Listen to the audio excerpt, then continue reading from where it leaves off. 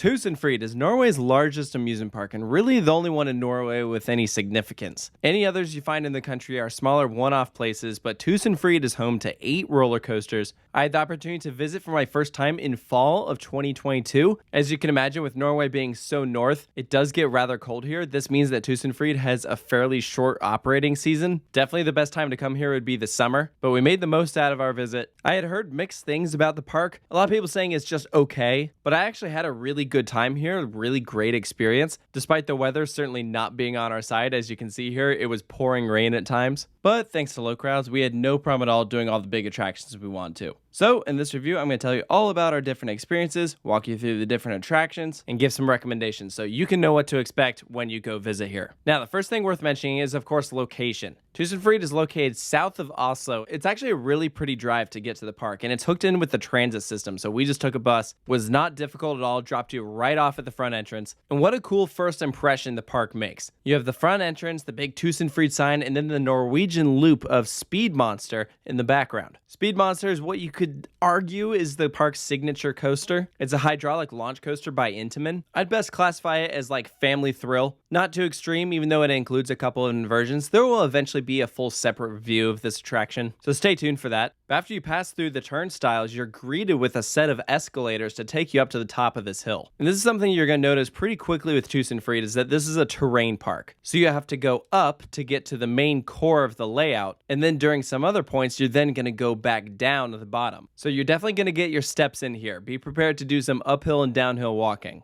But I love going up these escalators because you go right through the Norwegian loops. The view of the coaster all around you is really cool. And if for whatever reason you can't take an escalator, let's say you have a stroller or something, there is a long windy path that you can take instead of the escalator so you can go up to the top. But you have a small cute plaza up here, including like a carousel. You see Hurry Hurry in the background. That's one of the newest coasters in the park. It opened in 2022. Just a little small spinning coaster from Zamperla. You also get a view of Thundercoaster to your left. This is a Vekoma wind coaster with gravity group Timberliner trains. This was the last Vekoma wind coaster I needed. I've already done Robin Hood as well as Loop Guru at the Wallaby Parks. I didn't really like either of them, but this one was by far the best. It actually had some really great moments of airtime. This actually ended up being my favorite coaster in the park when we went. Later in the day, we had the opportunity to climb the lift hill after the park closed. Up top, you just got a beautiful view of some of the other attractions in the park. The mountains in the background, all the pretty trees. That was probably my favorite part about going in fall, is you can see all the yellow and orange leaves. It was beautiful. But I think that's easily one of the best views in the park. If you continue down to the left past Thundercoaster, you'll be greeted with this long windy path that'll take you down to the bottom where we have a couple cool attractions. So first up is the Thors Hammer dark ride, and the location of this ride alone is amazing. It's basically nestled into the rockwork.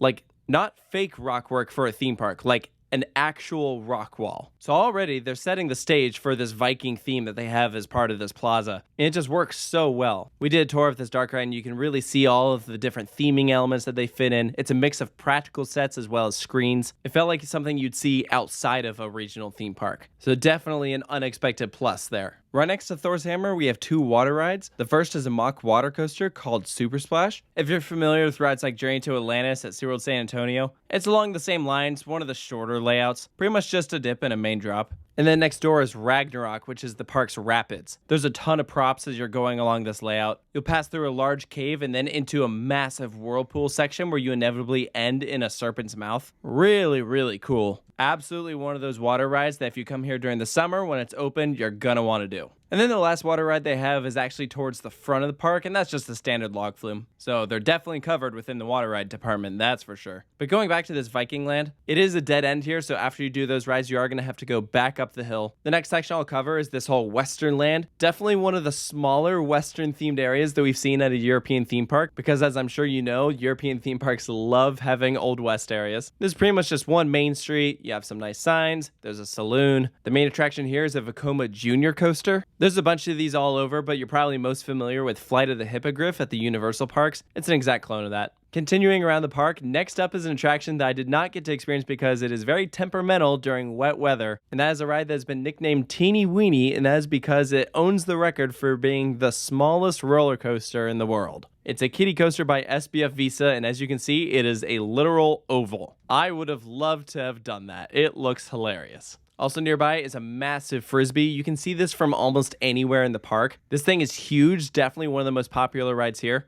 There's also a sky coaster all the way in the back that's located next to their new storm coaster. So this is the newest attraction here. It actually opened up earlier this year. It's a Gerstlauer invert with a swing launch. So it goes forwards and backwards through a couple different inversions. I got to do an exclusive construction tour of it when it was getting built, and it certainly looks impressive. It's nice to see another launch coaster in the park. Gives them something that hangs below the track, which they needed. As for the actual ride experience, I've heard mixed opinions. I've heard it's very intense, but I've also heard it's very rough, which I could see considering it is a prototype. So certainly an interesting addition here. I'm looking forward to giving it a try whenever I go back. The last main coaster that I haven't really mentioned yet is Lupine. This was the first roller coaster to open here at Tusenfryd. It's a Vekoma MKE 1200, super basic layout. It actually wasn't bad at all. It had one or two jolting moments, but other than that, it ran pretty good. And overall, when it comes to the roller coaster collection, I would say nothing here is like outstanding, but certainly the rides here are like good, they're enjoyable. And operationally, the crews were very fast. Despite it being almost a ghost town here, they were still running 2 trains on the attractions that can operate with 2 trains. They did not have to do that at all, but they went above and beyond, and I was just really impressed. But getting back to Lupine, that and Speed Monster are part of this old 50s themed area, which is on the right side of the park. So in case you're keeping track, that's 2 sections of Tusenfryd themed to America. I actually thought they did a pretty nice job here. I like how this stand that serves drinks is themed to a Circle K. Not a huge land, but most of these themed areas aren't very big, and that's because Tusenfryd is like a modest sized park. Yes, it involves downhill and uphill walking, but in terms of land, it's not gigantic. But they certainly do a lot with what they have to work with. The park was very clean, it's well kept. We literally saw the equivalent of a Roomba